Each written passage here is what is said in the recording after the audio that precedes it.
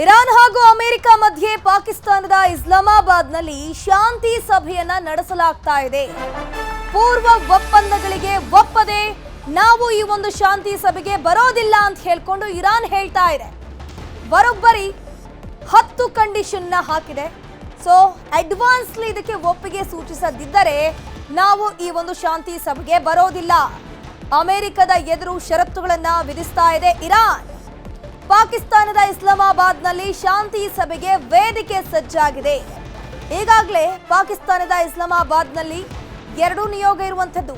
ಅಮೆರಿಕದ ಉಪಾಧ್ಯಕ್ಷ ಕೂಡ ಬಂದಿರೋದು ನಿಯೋಗದ ಜೊತೆಗೆ. ಇರಾನ್ ನಿಯೋಗ ಕೂಡ ಅಲ್ಲಿಗೆ ಬಂದಿದೆ. ಇರಾನ್ ನಿಯೋಗದ ಜೊತೆಗೆ ಪಾಕಿಸ್ತಾನ ಪ್ರಧಾನಿ ಶೆಹಬಾಜ್ ಶರೀಫ್ ಚರ್ಚೆ ನಡೆಸ್ತಾ ಇದ್ದಾರೆ. ಯಾಕಂದ್ರೆ ಈ ಒಂದು ಶಾಂತಿ ಸಂಧಾನದ ಮುಂದಾಳತ್ವ ವಹಿಸಿರುವಂತದ್ದು ಪ್ರಮುಖವಾಗಿ ಪಾಕಿಸ್ತಾನ ಮತ್ತು ಚೈನಾ. ಸೊ ಇರಾನ್ ನಿಯೋಗ ಮೊದಲಿಗೆ ಪಾಕಿಸ್ತಾನ ಪ್ರಧಾನಿ ಜೊತೆ ಚರ್ಚೆ ನಡೆಸ್ತಾ ಇದ್ದಾರೆ. ಇರಾನ್ ಬೇಡಿಕೆಗಳು ಏನೇನು ಅನ್ನೋ ಬಗ್ಗೆ ಮಾತುಕತೆಗೆ ಸನ್ನದ್ಧ ಆಗಿದೆ ವೇದಿಕೆ. ಬೇಡಿಕೆಗಳನ್ನ ಒಪ್ಪದಿದ್ರೆ ಶಾಂತಿ ಸಭೆ ಬಹಿಷ್ಕಾರಕ್ಕೆ ನಿರ್ಧಾರವನ್ನ ಮಾಡಲಾಗಿರೋದು. ಅಮೆರಿಕ ಷರತ್ತುಗಳಿಗೆ ಒಪ್ಪಿಕೊಂಡ್ರೆ ಮಾತ್ರವೇ ಶಾಂತಿ ಸಭೆ ನಡೆಯುತ್ತೆ. ಆ ಒಂದು ಶಾಂತಿ ಸಭೆಗೆ ಇರಾನ್ನ ನಿಯೋಗ ಹೋಗುತ್ತೆ. ಅಮೆರಿಕ ಪರವಾಗಿ ಬಂದಿರುವ ಉಪಾಧ್ಯಕ್ಷ ಜೆಡಿ ವ್ಯಾನ್ಸ್, ಮೊಹಮ್ಮದ್ ಭಗೀರ್ ನೇತೃತ್ವದಲ್ಲಿ ಬಂದಿರುವಂತಹ ಇರಾನ್.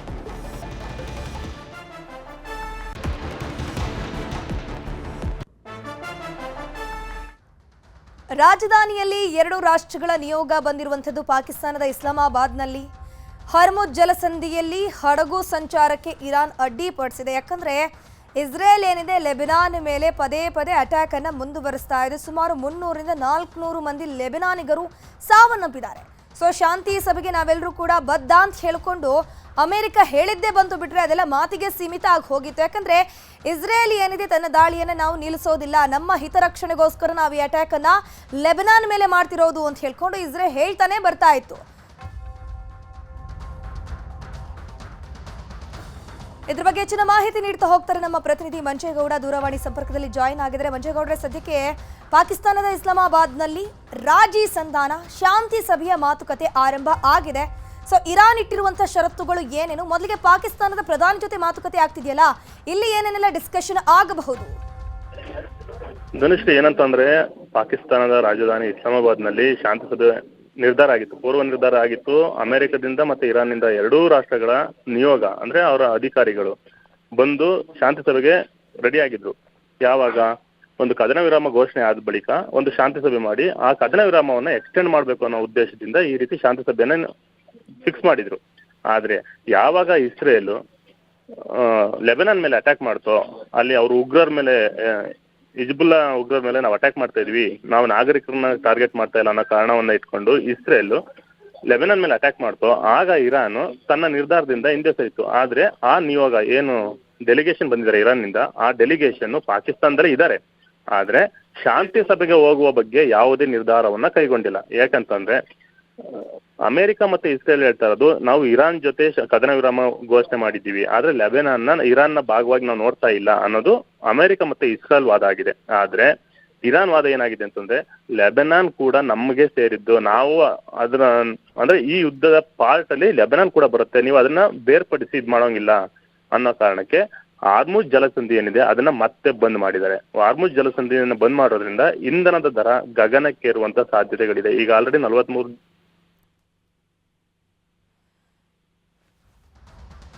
ಮಂಜೇಗೌಡ್ರನ ಧ್ವನಿ ಕೇಳಿಸ್ತಾ ಇದೆಯಾ?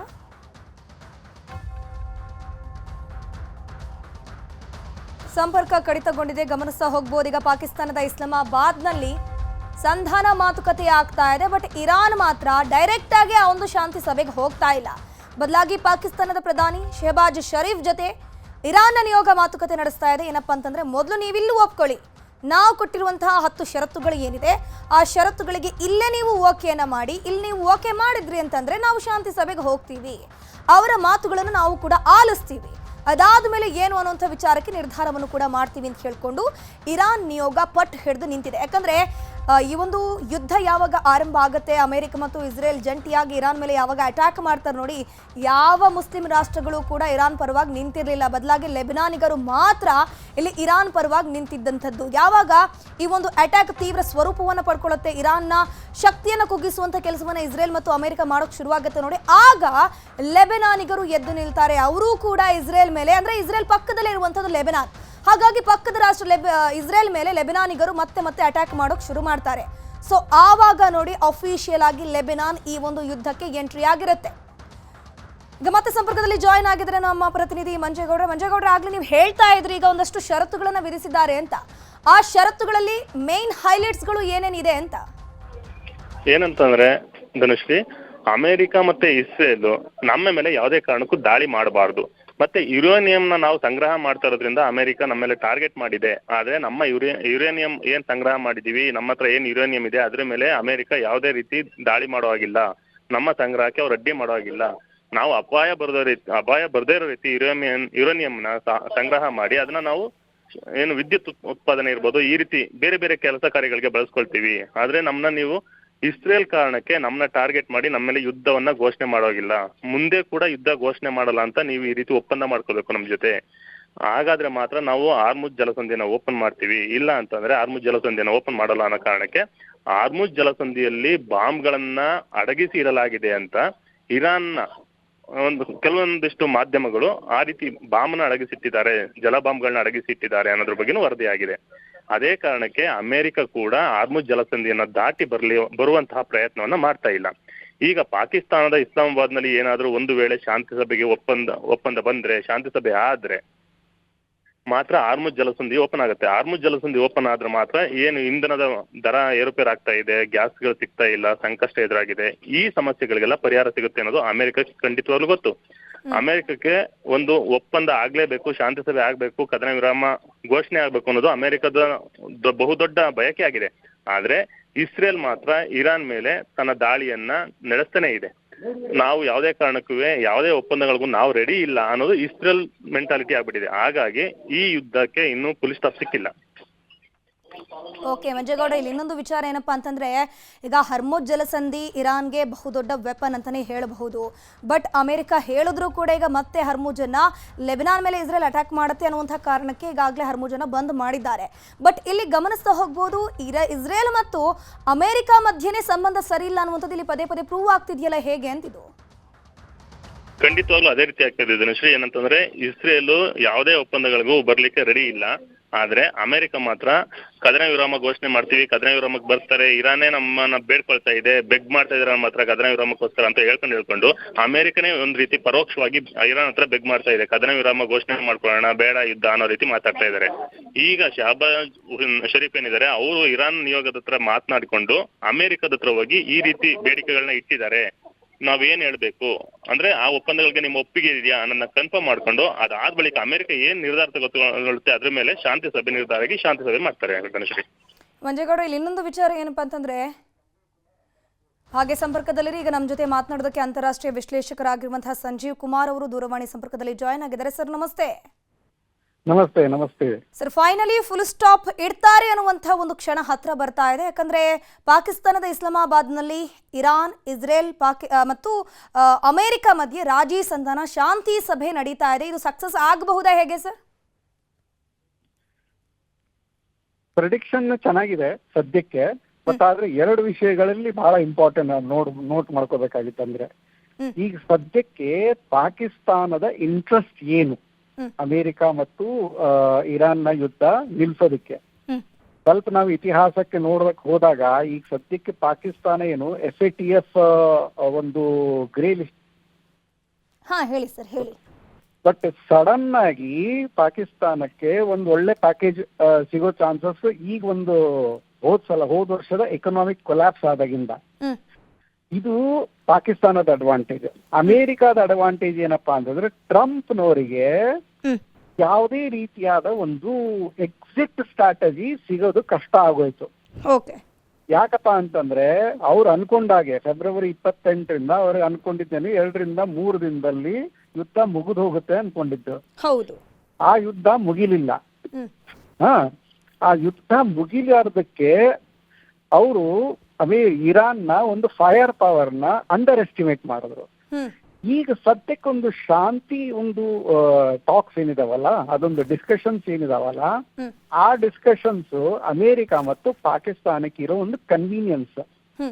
ಇದನ್ನ ನಾವು ಅಲ್ಲಿಗಳಕ್ ಆಗೋದಿಲ್ಲ. ಇದೊಂಥರ ಸ್ಟೇಜ್ ಮ್ಯಾನೇಜ್. ಇದು ಪಾಕಿಸ್ತಾನನೇ ಯಾಕೆ ಮೀಡಿಯೇಷನ್ಗೆ ಮುಂದೆ ಬಂತು, ಇದು ಅಮೆರಿಕ ಅಧ್ಯಕ್ಷರಿಗೆ ಒಂದು ಕನ್ವೀನಿಯನ್ಸ್. ಇದು ಈ ಹಿಂದೆ ಆಸಿಮ್ ಮುನೀರ್ ಅವರೊಂದು ವಿಸಿಟ್ ಮಾಡಿದಾಗ ಆಮೇಲೆ ಡೊನಾಲ್ಡ್ ಟ್ರಂಪ್ ಏನ್ ಅಶ್ಯೂರೆನ್ಸ್ ಕೊಟ್ರು. ಈಗ ಸ್ವಲ್ಪ ದಿನಗಳ ಹಿಂದೆ ಪ್ಯಾಲೆಸ್ಟೀನ್ ನಲ್ಲಿ ಒಂದು ಟ್ರಂಪ್ನವರು ಮಾತಾಡಿದಾಗ ಪಾಕಿಸ್ತಾನದ ಒಂದು ಆರ್ಮಿ ಚೀಫ್ಗೆ ಟ್ರಂಪ್ ಅವ್ರು ಹೇಳಿದ್ರು, ನೀವು ಒಳಗೆ ಏನ್ ಮಾತಾಡಿದ್ರಿ ನನ್ನನ್ನು ಹೊಗಳಿದ್ರಲ್ಲ ಅದೇ ರೀತಿಯಾಗಿ ಇಲ್ಲೂ ಹೊಗಳ್ರಿ ಅಂತ ಹೇಳಿದ್ರು. ಅಂದ್ರೆ ಏನಪ್ಪಾ ಅಂತಂದ್ರೆ ಇದೊಂಥರ ಸ್ಟೇಜ್ ಮ್ಯಾನೇಜ್ಡ್ ಒಂಥರ ಮೀಡಿಯೇಷನ್ ಪ್ರಾಸೆಸ್. ಇದು ಮೊದಲಿಗೂ ಕೂಡ ಅನ್ಸಿತ್ತು, ಇವತ್ತಿಗೂ ಕೂಡ ನನ್ನ ಅನಿಸಿಕೆ ಪ್ರಕಾರ ಇದು ಪಾಕಿಸ್ತಾನ ಮತ್ತು ಅಮೆರಿಕ ನಡುವೆ ಆಗಿರೋ ಒಂದು ಅಗ್ರಿಮೆಂಟ್. ಇದಕ್ಕೆ ಇಸ್ರೇಲು ಕೂಡ ಒಂದು ಸಿಗ್ನೇಚರ್ ಹಾಕಿದೆ ಅಂತ ಹೇಳ್ಬೋದು ನಾವು. ಸರ್, ಇದಕ್ಕೆ ಪೂರಕ ಏನು, ಮೊನ್ನೆನೂ ಕೂಡ ಅಷ್ಟೇ ಪಾಕಿಸ್ತಾನದ ಒಬ್ಬ ಸಚಿವರು ಒಂದು ಪೋಸ್ಟ್ ಅನ್ನ, ಫಾರ್ವರ್ಡ್ ಪೋಸ್ಟ್ ಅನ್ನ ಡೈರೆಕ್ಟ್ ಆಗಿ ಟ್ವೀಟ್ ಮಾಡ್ತಾರೆ. ಅದಾದ್ಮೇಲೆ ವೈರಲ್ ಆದ್ಮೇಲೆ ಅದನ್ನ ಡಿಲೀಟ್ ಮಾಡ್ತಾರೆ. ಅದರ ಜೊತೆಗೆ ಇಲ್ಲಿ ಪಾಕಿಸ್ತಾನ ಸರ್ಕಾರದ ಕೆಲ ಸಚಿವರು ಏನ್ ಮಾಡ್ತಿದ್ದಾರೆ, ಇರಾನ್ ನಲ್ಲಿ ಒಂದು ಶಾಲೆ ಮೇಲೆ ಆಗಿರುವಂತಹ ಅಟ್ಯಾಕ್ ಅಲ್ಲಿ ಸತ್ತಂತಹ ವಿದ್ಯಾರ್ಥಿಗಳ ಬ್ಯಾಗ್ಗಳನ್ನೆಲ್ಲ ಇಟ್ಟು ಫ್ಲೈಟ್ ನಲ್ಲಿ ಒಂದು ಶೋಕಾಚರಣೆ ಮಾಡೋ ರೀತಿ ಮಾಡ್ತಾ ಇದ್ದಾರೆ. ಬಟ್ ಇಲ್ಲಿ ಎಕ್ಸಾಕ್ಟ್ಲಿ ಪಾಕಿಸ್ತಾನ ಯಾರ ಪರವಾಗಿ ನಿಲ್ತಾ ಇದೆ, ಯಾರ ಪರವಾಗಿ ಮಾತನಾಡ್ತಿದೆ ಅಂತ? ಈಗ ಪಾಕಿಸ್ತಾನನ್ನು ಯಾರ ಪರವಾಗಿ ನಿಲ್ತಿದ್ದಾರೆ ಅನ್ನೋದು ಚಿನ್ನ ಮುಂಚೆ ಅಮೆರಿಕ ಪಾಕಿಸ್ತಾನದಲ್ಲಿ ಇರೋದೊಂದು ಧರ್ಮ ಸಂಕಟ ಏನಪ್ಪಾ ಅಂತಂದ್ರೆ ಅದು ಅಮೆರಿಕಾಗೂ ಗೊತ್ತು. ಈಗ ಅಮೆರಿಕ ಮುಂದೆ ಏನಾದ್ರೂ ಈ ಟಾಕ್ಸ್ ಕೊಲ್ಯಾಪ್ಸ್ ಆದ್ರೆ ಬಲೂಚಿಸ್ತಾನ್ ಮೂಲಕವಾಗಿ ಬೂಟ್ಸ್ ಆನ್ ದ ಗ್ರೌಂಡ್ ಹೋಗ್ಬೇಕು ಅಮೆರಿಕ. ಸೊ ಪಾಕಿಸ್ತಾನದ ಸಮಸ್ಯೆ ಏನಪ್ಪಾ ಅಂತಂದ್ರೆ ಇರಾನ್ ಒಂದು ಇಸ್ಲಾಮಿಕ್ ಕಂಟ್ರಿ, ಅವರನ್ನ ಪೂರ್ಣವಾಗಿ ಸಪೋರ್ಟ್ ಮಾಡಲಿಲ್ಲ ಅಂದ್ರೆ ಅವ್ರು ಇಸ್ಲಾಮಿಕ್ ವರ್ಲ್ಡ್ ಅಲ್ಲ, ಅವ್ರದೊಂದು ಒಂಥರ ಕೆಟ್ಟ ಹೆಸರು ಬರುತ್ತೆ ಅವರಿಗೆ. ಸೊ ಇದನ್ನ ಬ್ಯಾಲೆನ್ಸ್ ಮಾಡೋ ಪ್ರಯತ್ನ ಪಾಕಿಸ್ತಾನದಲ್ಲಿ ಆರ್ಮಿನವರು ಪಾಕಿಸ್ತಾನದಲ್ಲಿ ಡಿಸಿಷನ್ ಮೇಕಿಂಗ್ ಬರೀ ಪೊಲಿಟಿಕಲ್ ಅಥಾರಿಟಿನಲ್ಲಿ ಇಲ್ಲಲ್ಲ, ಇಸ್ಲಾಮಿಸ್ಟ್ ಆಮೇಲೆ ಆರ್ಮಿ ರೂಲರ್ಸ್ ಇದ್ದಾರೆ, ಆರ್ಮಿ ಚೀಫ್ ಇದ್ದಾರೆ. ಇವರಿಬ್ರಿಗೂ ಇಂಟ್ರೆಸ್ಟ್ ಏನು, ಆರ್ಮಿ ಇಂಟ್ರೆಸ್ಟ್ ಏನು, ಪಾಕಿಸ್ತಾನದ ಸ್ಟ್ರಾಟಜಿಕ್ ಇಂಟ್ರೆಸ್ಟ್ ತಾವೇ ಕಂಟ್ರೋಲ್ ಮಾಡಬೇಕು ಅಂತಂದು. ಆಮೇಲೆ ಇವ್ರು ಇಸ್ಲಾಮಿಸ್ಟ್ ಅವ್ರ ಇಂಟ್ರೆಸ್ಟ್ ಏನು, ನಮ್ಮ ಐಡಿಯಾಲಜಿಕಲಿ ಪಾಕಿಸ್ತಾನ ಇಸ್ಲಾಮಿಕ್ ಸ್ಟೇಟ್ ಅನ್ನೋದು ಎಸ್ಟಾಬ್ಲಿಷ್ ಆಗಬೇಕು. ಈ ಎರಡು ಒಂದು ಉದ್ದೇಶಗಳನ್ನ ಇಟ್ಕೊಂಡು ನಾವು ನೋಡಿದಾಗ ಪಾಕಿಸ್ತಾನ ಇರಾನ್ ಪರವಾಗಿಯೂ ಕೂಡ ಒಂದು ಸಾಫ್ಟ್ ಕಾರ್ನರ್ ತೋರಿಸಿದೆ. ಆಮೇಲೆ ಇದಕ್ಕಾಗಿ ಮೀಡಿಯೇಷನ್ಗೆ ಬರೋ ಒಂದು ಮೇನ್ ಕಾರಣ, ಯಾಕಂದ್ರೆ ಅಫ್ಘಾನಿಸ್ತಾನದಲ್ಲಿ ಆಲ್ರೆಡಿ ಪಾಕಿಸ್ತಾನ ಕೈ ಸುಟ್ಕೊಂಡಿದೆ. ಹೌದು, ಅಮೆರಿಕನ್ ಸಪೋರ್ಟ್ ಮಾಡಿ ಎಲ್ಲ ಇಸ್ಲಾಮಿಕ್ ವರ್ಲ್ಡ್ನವರು ಅವ್ರ ವಿರುದ್ಧವಾಗಿ ಮಾತಾಡಿದ್ರು. ಸೊ ಈಗ ಅಮೆರಿಕ ಸಪೋರ್ಟ್ ಮಾಡೋದು ಒಂದು ಅವ್ರಿಗೆ ಚಾಯ್ಸ್ ಇತ್ತು, ಅಮೆರಿಕ ಜೊತೆ ಯುದ್ಧಕ್ಕೆ ಹೋಗೋದಾಗಿತ್ತು. ಬಟ್ ಆ ಯುದ್ಧ ಹೋಗಬಾರದು ಅನ್ನೋ ಒಂದು ಇದಿಟ್ಕೊಂಡು ಪಾಕಿಸ್ತಾನ ಒಂದು ಅಮೆರಿಕ ಮತ್ತು ಇರಾನ್ ನಡುವೆ ಒಂದು ಮೀಡಿಯೇಷನ್ ಮಾಡೋ ಪ್ರಯತ್ನ ಪಟ್ಟಿದೆ. ಬಟ್ ಇದು ವಿನ್ ವಿನ್ ಸಿಚುವೇಶನ್ ಅಮೆರಿಕಾಗೂ ಕೂಡ ಪಾಕಿಸ್ತಾನಕ್ಕೂ ಕೂಡ. ಇಲ್ಲಿ ಇನ್ನೊಂದು ವಿಚಾರ ಸರ್, ಏನಪ್ಪಾ ಅಂತಂದ್ರೆ ಈಗ ಅಮೆರಿಕದ ನಿಯೋಗ ಕೂಡ ಬಂದಿದೆ, ಇರಾನ್ ನಿಯೋಗ ಕೂಡ ಬಂದಿದೆ. ಬಟ್ ಇಲ್ಲಿ ಡೈರೆಕ್ಟ್ ಆಗಿ ಶಾಂತಿ ಸಭೆ ಆಗ್ತಿಲ್ಲ. ಇರಾನ್ ನಿಯೋಗ ಹೇಳ್ತಿದ್ಯಂತೆ ಅಂದ್ರೆ ಮೊದಲಿಗೆ ಪಾಕಿಸ್ತಾನ ಪ್ರಧಾನಿ ಹತ್ರ ಮಾತುಕತೆ ಆಗ್ತಿದ್ಯಂತೆ, ನೀವು ಮೊದಲು ನಮಗೆ ಗ್ಯಾರಂಟಿ ಕೊಡಿ ಷರತ್ತಿಗೆ, ನೀವು ಓಕೆನೆ, ಅದಾದ್ಮೇಲೆ ನಾವು ಶಾಂತಿ ಸಭೆಗೆ ಹೋಗ್ತೀವಿ ಅಂತ. ಆಬ್ವಿಯಸ್ಲಿ, ಯಾಕಂದ್ರೆ ಈಗ ಇರಾನದ ಅಪ್ರಿಹೆನ್ಷನ್ಸ್ ಏನಪ್ಪಾ ಅಂತಂದ್ರೆ ಹಿಂದೂ ಕೂಡ ಇಸ್ರೇಲ್ ಮಾಡಿದ ಪ್ರಾಮಿಸಸ್ ಉಳಿದಿಲ್ಲ.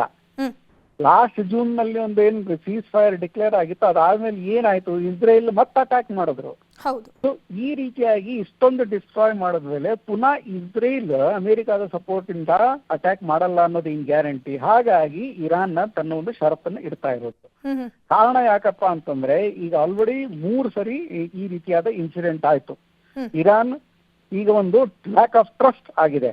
ಯಾಕಂದ್ರೆ ಟ್ರಂಪ್ ಪದೇ ಪದೇ ತಮ್ಮ ಹೇಳಿಕೆಯನ್ನು ಚೇಂಜ್ ಮಾಡ್ತಾ ಇದ್ದಾರೆ. ಅದೇ ರೀತಿಯಾಗಿ ಇಸ್ರೇಲ್ ಕೂಡ ಸೀಸ್ ಫೈರ್ ಅಂತ ಹೇಳಿ ಪುನಃ ಅಟ್ಯಾಕ್ ಮಾಡ್ತಾ ಇದ್ದಾರೆ. ಸೊ ಈ ರೀತಿಯಾಗಿ ನಾವು ಒಂದು ಯೋಚನೆ ಮಾಡಿ ನೋಡಿದಾಗ ಹಾಗಾಗಿ ಇರಾನ್ ಮೊದಲು ನಮ್ಗೆ ಅಶ್ಯೂರೆನ್ಸ್ ಕೊಡ್ರಿ ಅಂತ ಒಂದು ಪ್ರೆಜೆಕ್ಟಿ ಕ್ರಿಯೇಟ್ ಆಗ್ತಾ ಇರೋದು. ಸಂಜೀವ್ ಸರ್, ಇಲ್ಲಿ ಇನ್ನೊಂದು ವಿಚಾರ ಏನಪ್ಪ ಅಂತಂದ್ರೆ, ಜಂಟಿಯಾಗಿ ಇಸ್ರೇಲ್ ಮತ್ತು ಅಮೆರಿಕ ಸೇರಿ ಇರಾನ್ ಮೇಲೆ ಅಟ್ಯಾಕ್ ಅನ್ನ ಶುರು ಮಾಡ್ತು. ಬಟ್ ಈಗ ಅಟ್ಯಾಕ್ ಮಾಡ್ತಿರುವಂಥದ್ದು ಬರೀ ಇಸ್ರೇಲ್ ಮಾತ್ರ. ಬಟ್ ಇಲ್ಲಿ ಅಮೆರಿಕ ಮತ್ತು ಇಸ್ರೇಲ್ ಮಧ್ಯೆ ಏನು ಕೂಡ ಸರಿ ಇಲ್ಲ ಅನ್ನುವಂಥದ್ದು ಪದೇ ಪದೇ ಪ್ರೂವ್ ಆಗ್ತಿದೆಯಲ್ಲ. ಇಲ್ಲ ಇಲ್ಲ ಇಲ್ಲ ಇಲ್ಲ ಕ್ವಶನ್ ಅಮೆರಿಕ ಇಸ್ರೇಲ್ ಮಧ್ಯೆ ಏನು ಸರಿ ಇದೆಯೋ ಇಲ್ಲೋ ಅನ್ನೋದಲ್ಲ. ಟ್ರಂಪ್ನವ್ರ ಪಾಲಿಸಿ ಫೇಲ್ ಆಗಿದೆ. ಇಸ್ರೇಲ್ ಇರಾನ್ ಯುದ್ಧ ಅದು ಅವ್ರವ್ರ ವಿಚಾರ. ಅಮೆರಿಕ ಯಾಕೆ ಇಂಟರ್ಫಿಯರ್ ಮಾಡ್ತು ಅನ್ನೋದಿಲ್ಲಿ ಕ್ವಶನ್ ಬಂದಿದೆ. ಅಮೆರಿಕ ಇಂಟರ್ಫಿಯರ್ ಆಗಿದ್ದೇ ಒಂದು ದೊಡ್ಡ ಒಂದು ವಿಚಾರ. ಅಲ್ಲಿ ಡೊಮೆಸ್ಟಿಕ್ ಪಾಲಿಟಿಕ್ಸ್ ಅಲ್ಲಿ ಇವತ್ತು ಅಮೆರಿಕನ್ ಪ್ರೆಸಿಡೆಂಟ್ ಇದ್ದ ರೇಟಿಂಗ್ಸ್ ಎಲ್ಲ ಪೂರಾ ಡೌನ್ ಆಗಿದೆ, ನಂಬರ್ 1. ಆಮೇಲೆ pentagon is not happy. Pentagon ನಲ್ಲಿ ಒಂದು ರಿಫ್ಟ್ ಶುರು ಆಗಿದೆ. ಒಂದು ಹಾಫ್ ಇಸ್ರೇಲ್ ಇರಾನ್ ಯುದ್ಧಕ್ಕೆ ಎಂಟ್ರಿ ಆಗ್ಲೇಬಾರ್ದಾಗಿತ್ತು ಅನ್ನೋ ಒಂದು ವಿಚಾರದಲ್ಲಿತ್ತು. ಅವರೆಲ್ಲ 3-4 ಜನ ಮೇಜರ್ ಜನರಲ್ಸ್ ಡಿಸ್ಕಸ್ ಮಾಡ್ಬಿಟ್ರು, ಡಿಮೋಟ್ ಮಾಡ್ಬಿಟ್ರು ಎಷ್ಟೋ ಜನರನ್ನ. ಆಮೇಲೆ ಯಾರು ಸಪೋರ್ಟ್ ಮಾಡಿದಾರಲ್ಲ ಈ ಹೊಗಳ ಬಂಟ್ರು, ಅವ್ರನ್ನೆಲ್ಲ ಪ್ರಮೋಟ್ ಮಾಡಿ ಪೆಂಟಗನ್ ನಲ್ಲಿ ಫಸ್ಟ್ ಟೈಮ್ ವಿಯೆಟ್ನಾಂ ಯುದ್ಧ ಆದ ಮೇಲಿಂದ ನೋಡಿದಾಗ ಅಮೆರಿಕನ್ ಪೆಂಟಗನ್ ಅಲ್ಲಿ ಮೊದಲನೇದಾಗಿ ಒಂದು ಇಂಟರ್ನಲ್ ರಿಫ್ಟ್ ಶುರು ಆಗಿದೆ ಅನ್ನೋ ಒಂದು ವಿಚಾರ ನಾವು ನೋಡ್ಬೋದು ಇಲ್ಲಿ. Thank you Sanjeev sir, news 18 ಜೊತೆ ಮಾತನಾಡಿದ್ದಕ್ಕೆ. ದಾವಣಗೆರೆಯಲ್ಲಿ ಮುಗಿಯದ ಬಣ ರಾಜಕೀಯ. ಸಮರ್ಥ್ ವಿರುದ್ಧ ಸಚಿವ ಜಮೀರ್ ಕೆಲಸ ಮಾಡಿದ್ರ ಹಾಗಾದ್ರೆ ಕಾಂಗ್ರೆಸ್ಗೆ ಮೋಸ ಮಾಡಿಬಿಟ್ರ ಅನ್ನುವಂಥ ಪ್ರಶ್ನೆಯಲ್ಲಿ ಕಾಡ್ತಾ ಇದೆ. ಹೆಸರಿಗಷ್ಟೇ ದಾವಣಗೆರೆಯಲ್ಲಿ ಜಮೀರ್ ಪ್ರಚಾರ ಮಾಡಿದ್ರ ಹಾಗಾದ್ರೆ ಅನ್ನುವಂಥ ಪ್ರಶ್ನೆ ಕಾಡ್ತಾ ಇದೆ. ಸಮರ್ಥ್ ಪರ ಚಲಾವಣೆ ಆಗಿಲ್ವಾ ಹಾಗಾದ್ರೆ ಮುಸ್ಲಿಂ ಮತಗಳು? ಜಮೀರ್ ನಡೆಗೆ ಎಸ್ಡಿಪಿಐ ಅಭ್ಯರ್ಥಿಗೆ ಸಹಾಯವಾಯ್ತಾ ಹಾಗಾದ್ರೆ? ಮುಸ್ಲಿಂ ಅಭ್ಯರ್ಥಿಗೆ ಜಮೀರ್ ಅಂಡ್ ಟೀಮ್ ಸಹಾಯ ಮಾಡ್ತಾ ಅನ್ನುವಂಥ ಪ್ರಶ್ನೆ ಕಾಡ್ತಾ ಇದೆ. ಎಸ್ಡಿಪಿಐ ಅಭ್ಯರ್ಥಿ ಕೂಡ ಕಣದಲ್ಲಿದ್ರು. ಜಮೀರ್ ಅಹಮದ್ ಮೇಲೆ ಪಕ್ಷದಲ್ಲಿ ಅಸಮಾಧಾನ ಭುಗಿಲೆದಿದೆ. ಶಾಸಕ ರಿಜ್ವಾನ್ ಅರ್ಷದ್, ಎಂಎಲ್ಸಿ ಸಲೀಂ ಅಹಮದ್ ದೂರನ್ನ ಕೊಟ್ಟಿದ್ದಾರೆ ಎನ್ನುವಂಥ ಮಾಹಿತಿ. ಹೈಕಮಾಂಡ್ಗೆ ಸುರ್ಜೇವಾಲಾರಿಂದ ಫೈನಲ್ ರಿಪೋರ್ಟ್ ಕೂಡ ರೆಡಿ ಆಗಿದೆಯಂತೆ. ಇಲ್ಲಿ ರಿಜ್ವಾನ್ ಅರ್ಷದ್ ಮತ್ತು ಎಂಎಲ್ಸಿ ಸಲೀಂ ಅಹಮದ್ ಏನಿದ್ದಾರೆ, ಜಮೀರ್ ಅವರ ವಿರುದ್ಧವಾಗಿ ಸುರ್ಜೇವಾಲಾ ಅವರಿಗೆ ಒಂದು ದೂರನ್ನ ಕೊಟ್ಟಿದ್ದಾರಂತೆ. ಅದಾದ ಮೇಲೆ ಸುರ್ಜೇವಾಲಾ ಅವರು ಫೈನಲ್ ರಿಪೋರ್ಟ್ ಅನ್ನು ರೆಡಿ ಮಾಡಿಬಿಟ್ಟು ಹೈಕಮಾಂಡ್ಗೆ ಒಪ್ಪಿಸಲಿದ್ದಾರೆ.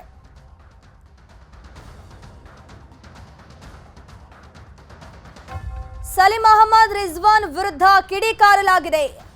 ಎಂಎಲ್ಸಿ ಅಬ್ದುಲ್ ಜಬ್ಬಾರ್ ತಿರುಗೇಟನ್ನ ಕೊಟ್ಟಿದ್ದಾರೆ. ಸಲೀಂ ಅಹಮದ್ ಮತ್ತು ರಿಜ್ವಾನ್ ಈಗ ಜಮೀರ್ ವಿರುದ್ಧ ಆರೋಪ ಮಾಡ್ತಾ ಇದ್ದಾರೆ. ಜೊತೆಗೆ ಕೆಲ ಮುಸ್ಲಿಂ ನಾಯಕರು ಕೂಡ ಬರ್ತಿಲ್ಲ ಅನ್ನುವಂಥ ಆರೋಪವನ್ನ ಮಾಡಿದ್ರು. ಈಗ ಜಬ್ಬಾರ್ ತಿರುಗೇಟನ್ನ ಕೊಟ್ಟಿದ್ದಾರೆ. ಯಾರದ್ದೋ ಕುಮ್ಮಕ್ಕಿನಿಂದ ಆರೋಪವನ್ನ ಮಾಡ್ತಿದ್ದಾರೆ. ಮಂತ್ರಿ ಸ್ಥಾನಕ್ಕಾಗಿ ಈ ರೀತಿ ಆರೋಪವನ್ನ ಮಾಡ್ತಿದ್ದಾರೆ. ಅವರೆಲ್ಲರಿಗೂ ಕೂಡ ಮಂತ್ರಿ ಸ್ಥಾನದ ಆಸೆ ಇದೆ, ಹಾಗಾಗಿ ಹೀಗೆ ಮಾಡ್ತಾ ಇದ್ದಾರೆ. ನನಗೆ ಟಿಕೆಟ್ ಕೇಳಿ ಅಂತ ಹೇಳಿದವರೇ ರಿಜ್ವಾನ್ ಅವರು, ಸಲೀಂ ಅವರು. ನ್ಯೂಸ್ 18ಗೆ ಹೀಗಂತ ಅಬ್ದುಲ್ ಜಬ್ಬಾರ್ ಎಕ್ಸ್ಕ್ಲೂಸಿವ್ ಆಗಿ ಹೇಳಿಕೆಯನ್ನ ಕೊಟ್ಟಿದ್ದಾರೆ. ಜಬ್ಬಾರ್ ಅವರನ್ನ ನಮ್ಮ ಪ್ರತಿನಿಧಿ ಹೆಬ್ಬಾಕ ತಿಮ್ಮೇಗೌಡರು ಮಾತನಾಡಿಸಿದ್ದಾರೆ. ಏನ್ ಹೇಳಿದ್ದಾರೆ ಬನ್ನಿ ನೋಡೋಣ. ದಾವಣಗೆರೆ ದಕ್ಷಿಣ ವಿಧಾನಸಭಾ ಕ್ಷೇತ್ರದ ಉಪಚುನಾವಣೆ ಇದೀಗ ಕಾಂಗ್ರೆಸ್ನ ವೋಟ್ ಬ್ಯಾಂಕ್ ಅಲ್ಪಸಂಖ್ಯಾತ ನಾಯಕರಲ್ಲಿ ಬಣ ರಾಜಕೀಯವನ್ನು ಸೃಷ್ಟಿ ಮಾಡಿರುವಂಥದ್ದು.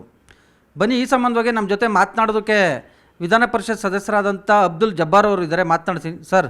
ದಾವಣಗೆರೆ ದಕ್ಷಿಣ ವಿಧಾನಸಭಾ ಕ್ಷೇತ್ರದ ಉಪಚುನಾವಣೆಗೆ ಸಂಬಂಧಪಟ್ಟಂತೆ ನೀವು ಯಾರೂ ಕೂಡ ಅಲ್ಲಿ ಕೆಲಸ ಮಾಡಿಲ್ಲ. ಜಮೀರ್ ಅಹಮದ್ದು, ಅಬ್ದುಲ್ ಜಬ್ಬಾರ್, ನಜೀರ್ ಅಹಮದ್ ಈ ಮೂವರು ಕೂಡ ಕೆಲಸ ಮಾಡಿಲ್ಲ ಅನ್ನುವಂಥ ಒಂದು ಆರೋಪ ಕೇಳಿಬಂದಿದೆ ಸರ್. ಇದಕ್ಕೆ ಪೂರಕವಾಗಿ ನಿನ್ನೆ KPCC ಕಚೇರಿಯಲ್ಲಿ ಸಲೀಂ ಅಹಮದ್ ಮತ್ತು ರಿಜ್ವಾನ್ ಅರ್ಷದ್ ಅವರು ಪ್ರೆಸ್ ಮೀಟ್ ಮಾಡಿದ್ದಾರೆ.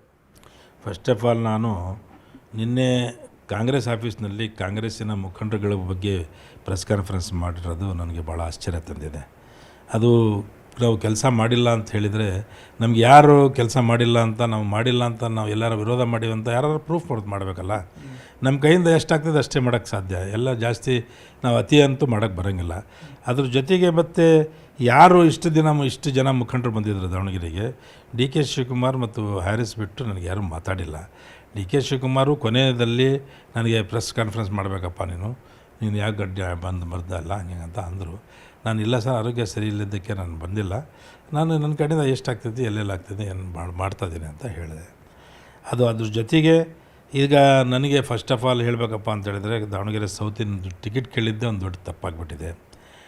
ಟಿಕೆಟ್ ಕೇಳಿದ್ದು ನನ್ನ ಸ್ವಂತ ಇಚ್ಛೆಯಿಂದ ಅಲ್ಲ. ನಮಗೆ ಫಸ್ಟ್ ಆಫ್ ಆಲು ನನಗೆ ಟಿಕೆಟ್ ಕೇಳ್ರಿ ಅಂತ ಹೇಳಿದ್ದೆ ರಿಜ್ವಾನ್ ಅರ್ಷದ್ದು ಮತ್ತು ಸಲೀಂ ಅಹಮದ್ ಅವರು, ಮತ್ತು ಎಲ್ಲ ಮುಖಂಡರುಗಳು ಸೇರ್ಕೊಂಡು ಮತ್ತು ಆಮೇಲೆ ಮಾತಾಡಿದ್ವಿ. ನಾವು ಮಾತಾಡಿ ಎಲ್ಲ ಮುಖಂಡರುಗಳು ಒಂದು ಮೆಮೊರಂಡಮ್ ರೆಡಿ ಮಾಡಿದ್ವಿ. ಅದರಲ್ಲಿ ಯಾರಿಗಾದರೂ ಮುಸಲ್ಮಾನರಿಗೆ ಈ ಭಾಗದಲ್ಲಿ ಸೌತ್ನಲ್ಲಿ ಟಿಕೆಟ್ ಕೊಡ್ರಿ ಅಂತ ನಮ್ಮ ಒಂದು ಅರ್ಜಿಯಲ್ಲಿ ನಾವು ಬರೆದಿದ್ದೀವಿ. ಬರೆದು ನಾವೆಲ್ಲರಿಗೂ ಕೊಟ್ಟಿದ್ದೀವಿ. ಅದು ಅದರಾಗಿ ನಾವು ನಮ್ಮದೇ ಜಬ್ಬಾರಿಗೆ ಕೊಡ್ರಿ ಅಂತ ನಾವೆಲ್ಲೂ ಬರೆದಿಲ್ಲ, ಎಲ್ಲೂ ಮೆನ್ಷನ್ ಮಾಡಿಲ್ಲ. ಆ ಪ್ರಕಾರ ಇವರೇ ಹೇಳಿ ಇವರೇ ಮಾತಾಡಿ ಇವರು ಈ ಮನೆ ಹೇಳ್ತಾರೆ. ಈಗ ನನ್ನ ಬಗ್ಗೆ ಅಳತಿ ತೂಕ ಮಾಪ್ ಮಾಡಕತ್ತಿದ್ದಾರೆ. ಅವ್ರಿಗೆ ಪಾಪ್ಯುಲಾರಿಟಿ ಇದ್ದಿಲ್ಲ ಕಮ್ಯುನಿಟಿಯಲ್ಲಿ, ಅವ್ರಿಗೆ ಗೆಲ್ಲುವಂಥ ಅರ್ಹತೆ ಇದ್ದಿಲ್ಲ ಅಂತ ಇವ್ರು ಹೇಳಕತ್ತಿದ್ದಾರೆ. ಇವ್ರಿಗೆ ಯಾವಾಗ ಅಷ್ಟೊಂದು ದೊಡ್ಡ ಲಿಫ್ಟಿಂಗ್ ವೇಟ್ ಮಾಡೋವಂಥ ಒಂದು ಕೆಪಾಸಿಟಿ ಯಾವಾಗಿಂದ ಬಂತ ನನಗೆ ಅರ್ಥ ಆಗಿಲ್ಲ. ಇವ್ರು ಯಾವಾಗಿಂದ ಇಷ್ಟು ದೊಡ್ಡ ಲೀಡರ್ ಆದರು, ಅವ್ರು ಗೆಲ್ತಿದ್ದಿಲ್ಲ, ಅವ್ರು ಗೆಲ್ತಾರೆ ಅಂತಂದು ಹೇಳೋಂಥ ಒಂದು ದೊಡ್ಡ ಲೀಡರ್ ಯಾಕಾದರು. ಭಾಳ ಜನ ನನಗೂ ಭಾಳ ಸರ್ತಿ ಹೇಳ್ತಾರೆ. ಈಗ SDP ದಾವಣಗೆರೆ ಮೈಸೂರಲ್ಲಿ ರಿಜ್ವಾನ್ ಅರ್ಷದ್ ಟ್ರೈ ಮಾಡಿದರು ಟಿಕೆಟು. ಆವಾಗ SDP ಅವ್ರ ಟಿಕೆಟ್ ಸಿಕ್ಕಿಲ್ಲದಕ್ಕೆ SDP ರಿಜ್ವಾನ್ ಅರ್ಷದ್ ತಂದ್ರೆ ಅಂತ ಭಾಳ ಜನ ಹೇಳ್ತಾರೆ. ಅದನ್ನು ನಾವು ಒಪ್ತೀವಿ. ನಾವು ಯಾರು ನಮ್ಗೆ ನಮ್ಮ ದಾವಣಗೆರೆ ಸೌತ್ನಾಗ ಬಂದು ಯಾರು ಕೆಲಸ ಮಾಡಿದ್ದಾರೆ, ರಿಜ್ವಾನ್ ಅರ್ಷದ್ದು, ಸಲೀಂ ಅಹಮದ್ದು, ಇನ್ನೂ ಇತರೆ ಮುಖಂಡರುಗಳು ಯಾರು ಬಂದು ಕೆಲಸ ಮಾಡಿದ್ದಾರೆ ಅವ್ರು ಜವಾಬ್ದಾರಾಗ್ತಾರೆ. ವಿಧಾನ ಪರಿಷತ್ ಸದಸ್ಯರಾದಂಥ ಅಬ್ದುಲ್ ಜಬ್ಬಾರ್ ಅವರ ಸ್ಪಷ್ಟ ನುಡಿಗಳು. ಕ್ಯಾಮ್ರಾಮನ್ ಗುರುಶೇಖರ್ ಜೊತೆ ಹೆಬ್ಬಾಕ ತಿಮ್ಮೇಗೌಡ, ನ್ಯೂಸ್ 18 ಕನ್ನಡ, ಬೆಂಗಳೂರು.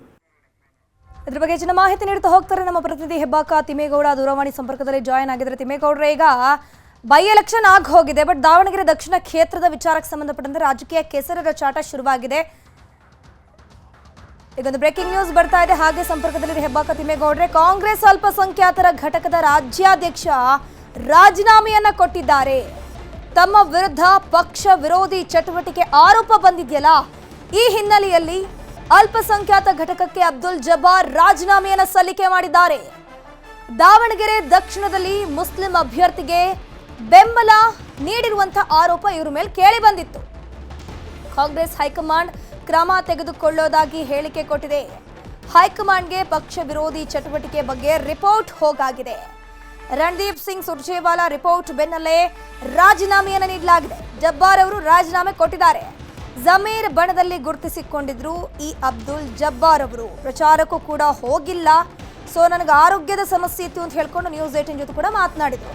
ಇದ್ರ ಬಗ್ಗೆ ಹೆಚ್ಚಿನ ಮಾಹಿತಿ ಕೊಡೋದಕ್ಕೆ ಮತ್ತೆ ನಮ್ಮ ಜೊತೆ ಸಂಪರ್ಕದಲ್ಲಿ ಜಾಯ್ನ್ ಆಗಿದ್ರೆ ಹೆಬ್ಬಾಕ ತಿಮ್ಮೇಗೌಡ್ರೆ, ಈಗ ದಾವಣಗೆರೆ ದಕ್ಷಿಣ ಕ್ಷೇತ್ರದಲ್ಲಿ ಭಾರಿ ಡೆವಲಪ್ಮೆಂಟ್ ಆಗ್ತಾ ಇದೆ. ಬೈ ಎಲೆಕ್ಷನ್ ಆಗಿ ಹೋಗಿದೆ, ಬಟ್ ಜಮೀರ್ ವಿರುದ್ಧ ಆರೋಪ ಬಂತು, ಜಬ್ಬಾರ್ ವಿರುದ್ಧ ಆರೋಪ ಬಂತು. ಈಗ ಆರೋಪ ಇಲ್ಲಿ ಸಾಬೀತಾಗ್ಬಿಟ್ಟು ಅಬ್ದುಲ್ ಜಬ್ಬಾರ್ ಇಲ್ಲಿ ರಾಜೀನಾಮೆ ಕೊಟ್ಟಿರೋದ ಹೇಗೆ? ಧನುಷ್, ಇಲ್ಲಿ ಬಹಳ ಮುಖ್ಯವಾಗಿ ಗಮನಿಸಬೇಕಾಗಿರ್ತಕ್ಕಂಥದ್ದು ಏನು ಅಂದ್ರೆ, ಮಳೆ ನಿಂತರೂ ಮರದ ಹನಿ ನಿಲ್ಲಲ್ಲ ಅನ್ನುವಂತ ಒಂದು ಮಾತಿದೆ. ಅದಕ್ಕೆ ಪೂರಕವಾಗಿ ದಾವಣಗೆರೆ ದಕ್ಷಿಣ ವಿಧಾನಸಭಾ ಕ್ಷೇತ್ರದ ಉಪಚುನಾವಣೆ ಮುಗಿದೋಗಿದೆ. ಉಪಚುನಾವಣೆ ಮುಗಿದ ಬಳಿಕವೂ ಕೂಡ ಎಲ್ಲೋ ಒಂದ್ ಕಡೆಗೆ ಅಲ್ಪಸಂಖ್ಯಾತರ ಘಟಕದ ನಾಯಕರ ನಡುವೆ ಒಂದ್ ರೀತಿ ಭಿನ್ನ ಮತ ಇನ್ನೂ ಕೂಡ ತಣ್ಣಗಾಗಿಲ್ಲ ಅಂದ್ರೆ ತಪ್ಪಾಗ್ಲಿಕ್ಕಿಲ್ಲ. ಯಾಕಂತ ಹೇಳಿದ್ರೆ ನಿನ್ನೆ ಅಷ್ಟೇ ವಸತಿ ಸಚಿವ ಜಮೀರ್ ಅಹಮದ್ ಸೇರಿದಂತೆ ಅಬ್ದುಲ್ ಜಬ್ಬಾರ್ ಮತ್ತೆ ನಜೀರ್ ಅಹಮದ್ ವಿರುದ್ಧ ಸುದ್ದಿಗೋಷ್ಠಿಯನ್ನ ನಡೆಸಿದಂತ ಶಾಸಕ ರಿಜ್ವಾನ್ ಅರ್ಷದ್ ಮತ್ತೆ ವಿಧಾನ ಪರಿಷತ್ ಸದಸ್ಯ ಸಲೀಂ ಅಹಮದ್ ಪಕ್ಷ ಏನು ಈ ಒಂದು ಟೀಮ್ ಎಲ್ಲೋ ಒಂದ್ ಕಡೆಗೆ ಪಕ್ಷ ವಿರೋಧಿ ಚಟುವಟಿಕೆಯನ್ನ ಮಾಡಿದೆ ಅನ್ನುವಂತ ಇದ್ದರೆ ಪರೋಕ್ಷವಾಗಿ ಒಂದು ಗಂಭೀರವಾದಂತ ಒಂದು ಆರೋಪವನ್ನ ಮಾಡಿದ್ದು. ಸೊ ಈ ಒಂದು ಆರೋಪ ಕೇಳಿಬಂದಂತ ಹಿನ್ನೆಲೆಯಲ್ಲಿ ಇವತ್ತು ಪ್ರತಿಕ್ರಿಯೆಯನ್ನ ಕೊಟ್ಟಿರ್ತಕ್ಕಂಥ ಅಬ್ದುಲ್ ಜಬ್ಬಾರ್ ಅವರು, ಇವರಿಬ್ಬರೇ ದೊಡ್ಡ ಲೀಡ್ರಾ ಅಂದ್ರೆ ಅಂದ್ರೆ ನನಗೆ ಟಿಕೆಟ್ ಕೇಳುವಂತೆ ಇವರೇ ಸಲಹೆಯನ್ನ ಕೊಟ್ಟಿದ್ದು. ಸಲೀಂ ಅಹಮದ್ ಮತ್ತೊಂದ್ ಕಡೆಯಾಗಿ ರಿಜ್ವಾನ್ ಅರ್ಷದ್ ಅವರೇ ಟಿಕೆಟ್ ಅನ್ನ ಕೇಳಿ ಅನ್ನುವಂತ ಒಂದು ಸಲಹೆಯನ್ನ ಕೊಟ್ಟಿದ್ರು. ಆದ್ರೆ ಇವರು ಎಲ್ಲೋ ಒಂದ್ ಕಡೆಗೆ ನನ್ನ ಪಾಪ್ಯುಲಾರಿಟಿ ಇಲ್ಲ ಅನ್ನುವಂತ ನಿಟ್ಟಲ್ಲಿ ಬಿಂಬಿಸಿ ಈಗ ಅವರೇ ದೊಡ್ಡ ನಾಯಕರಾಗಿದ್ದಾರೆ ಅನ್ನುವಂಥದ್ದು. ಮತ್ತೊಂದ್ ಕಡೆಗೆ ದಾವಣಗೆರೆ ದಕ್ಷಿಣ ಉಪಚುನಾವಣೆಗೆ ಸಂಬಂಧಪಟ್ಟಂತೆ ಫಲಿತಾಂಶದ ಹೊಣೆಯನ್ನ ಅವರಿಬ್ಬರೇ ತೆಗೆದುಕೊಳ್ಬೇಕಾಗುತ್ತೆ ಅನ್ನುವಂತ ಒಂದು ಆರೋಪವನ್ನ ಮಾಡಿದ್ರು. ಮತ್ತೊಂದ್ ಕಡೆಗೆ ಯಾವಾಗ ಈ ಒಂದು ತಮ್ಮ ವಿರುದ್ಧ ಪಕ್ಷ ವಿರೋಧಿ ಚಟುವಟಿಕೆ ಆರೋಪದಡಿ ಏನು ರಣದೀಪ್ ಸಿಂಗ್ ಸುರ್ಜೇವಾಲಾ ಸೇರಿದಂತೆ ರಾಜ್ಯ ಕಾಂಗ್ರೆಸ್ ಉಸ್ತುವಾರಿಗಳು ಹೈಕಮಾಂಡ್ಗೆ ವರದಿಯನ್ನ ಕೊಟ್ಟಿದ್ದಾರೆ ಎನ್ನುವಂತ ನಿಟ್ಟಲ್ಲಿ ಏನು ವ್ಯಾಪಕವಾದ ಸುದ್ದಿಯನ್ನ ಹರಡಿತ್ತು. ಈ ಒಂದು ಸುದ್ದಿ ವ್ಯಾಪಕವಾಗಿ ಪ್ರಸಾರವಾದಂತ ಹಿನ್ನೆಲೆಯಲ್ಲಿ ಅಲರ್ಟ್ ಆದಂತ ಅಬ್ದುಲ್ ಜಬ್ಬಾರ್ ಅವರು ಇದೀಗ ತಮ್ಮ ಕಾಂಗ್ರೆಸ್ನ ಅಲ್ಪಸಂಖ್ಯಾತರ ಘಟಕದ ರಾಜ್ಯಾಧ್ಯಕ್ಷ ಹುದ್ದೆಗೆ ರಾಜೀನಾಮೆಯನ್ನ ರವಾನೆ ಮಾಡಿರುವಂತದ್ದು. ಎಸ್ಪೆಷಲಿ ಕೆಪಿಸಿಸಿ ಅಧ್ಯಕ್ಷ DK ಶಿವಕುಮಾರ್ ಮತ್ತೆ ರಾಜ್ಯ ಕಾಂಗ್ರೆಸ್ ಉಸ್ತುವಾರಿ ರಣದೀಪ್ ಸಿಂಗ್ ಸುರ್ಜೇವಾಲಾ ಅವರಿಗೆ ಈ ಒಂದು ರಾಜೀನಾಮೆ ಪತ್ರವನ್ನ ರವಾನೆ ಮಾಡಿದ್ದಾರೆ, ಅಂದ್ರೆ ಸಲ್ಲಿಸಿದ್ದಾರೆ. ಈ ಒಂದು ರಾಜೀನಾಮೆ ಪತ್ರದಲ್ಲಿ ಬಹಳ ಮುಖ್ಯವಾಗಿ 5-6 ಅಂಶಗಳನ್ನ ಉಲ್ಲೇಖ ಮಾಡಿದ್ದಾರೆ. ವಸತಿ ಸಚಿವ ಜಮೀರ್ ಅಹಮದ್ ವಿರುದ್ಧ ಸಚಿವ SS ಮಲ್ಲಿಕಾರ್ಜುನ್ ಅವರು ಆಡಿದಂತ ಮಾತಿನಿಂದ ಸಹಜವಾಗಿ ಮುಸ್ಲಿಮರು ಕೆರಳಿದ್ದಾರೆ. ಮತ್ತೊಂದು ಕಡೆಗೆ ಅಲ್ಪಸಂಖ್ಯಾತರ ಘಟಕದ ರಾಜ್ಯಾಧ್ಯಕ್ಷರಾಗಿರ್ತಕ್ಕಂಥ ನನ್ನನ್ನು ವಿಶ್ವಾಸಕ್ಕೂ ಕೂಡ ಪಡೆದಿಲ್ಲ. ಮತ್ತೊಂದು ಕಡೆಗೆ ತಮ್ಮನ್ನ ಯಾವುದೇ ಕಾರಣಕ್ಕೂ ಯಾರೂ ಕೂಡ ಅಂದ್ರೆ SS ಮಲ್ಲಿಕಾರ್ಜುನ್ ಆಗ್ಲಿ ಅಥವಾ ಅಭ್ಯರ್ಥಿ ಸಮರ್ಥ್ ಮಲ್ಲಿಕಾರ್ಜುನ್ ಆಗ್ಲಿ ಯಾರೂ ಕೂಡ ನನ್ನನ್ನ ಏನು ಪ್ರಚಾರಕ್ಕೆ ಬರ್ರಿ ಅನ್ನುವಂತ ನಿಟ್ಟಲ್ಲಿ ಆಹ್ವಾನವೂ ಕೂಡ ಮಾಡಿಲ್ಲ. Okay. ಎಲ್ಲ ಒಂದ್ ಕಡೆಗೆ ನನ್ನ ವಿರುದ್ಧ ಆರೋಪ ಕೇಳಿಬಂದಿರ್ತಕ್ಕಂಥ ಹಿನ್ನೆಲೆಯಲ್ಲಿ ಇವತ್ತು ನಾನು ಈ ಒಂದು ಅಲ್ಪಸಂಖ್ಯಾತರ ಘಟಕದ ರಾಜ್ಯಾಧ್ಯಕ್ಷ ಹುದ್ದೆಗೆ ರಾಜೀನಾಮೆಯನ್ನ ಸಲ್ಲಿಸ್ತಾ ಇದ್ದೀನಿ ಅನ್ನುವಂತ ಒಂದು ಅಂಶವನ್ನ ಉಲ್ಲೇಖ ಮಾಡೋದ್ರ ಮುಖಾಂತರ Okay. ಇದೀಗ ರಾಜೀನಾಮೆಯನ್ನ ಸಲ್ಲಿಸಿದ್ದಾರೆ ಧನುಶ್ರೀ. ಥ್ಯಾಂಕ್ ಯು ಹೆಬ್ಬಾಕ ತಿಮ್ಮೇಗೌಡ್ರೆ ತಮ್ಮೆಲ್ಲ ಮಾಹಿತಿ